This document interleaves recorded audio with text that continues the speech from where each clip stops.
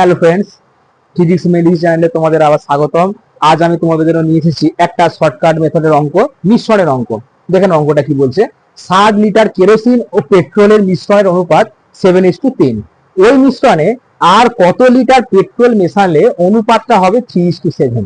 ভালো করে দেখে নাও, এখানে বলেছে না কেরোসিন আর পেট্রোলের অনুপাত কত বলেছে, 7:3, তাই তো।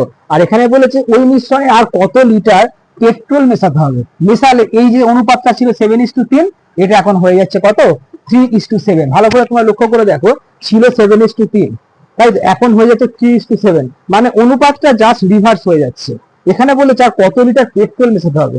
এরম যদি থাকে, অনুপাত যা ছিল তা রিভার্স হয়ে যাচ্ছে, এরম যদি অঙ্ক থাকে, এই সমস্ত অঙ্কগুলোকে শর্টকাটে তোমরা কিভাবে করে বলে দিচ্ছি আমি। এখানে বলেছে টোটাল, বলেছে মিশ্রণের পরিমাণটা কত, 60 লিটার। ফার্স্ট কাজ কি, আগে লেখো 60 ইন্টু, এখানে বলেছে অনুপাতটা কত, 7:3, তাই তো। তাহলে এই যে অনুপাত আছে 7:3, এদের মধ্যে বিয়োগফল কত দেখে নাও।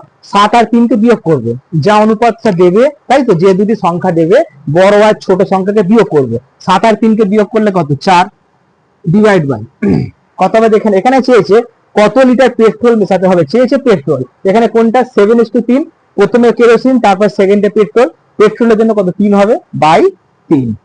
ওকে, কাটাকুটি করো, 3 একে 3, 3 20 60। তাহলে অ্যান্সার কত আসছে, 4 20 80। অর্থাৎ আর 80 লিটার পেট্রোল মেশালে মিশ্রণের অনুপাতটা কত হয়ে যাচ্ছে, 3:7। ছিল 7:3, হয়ে যাচ্ছে কত, 3:7।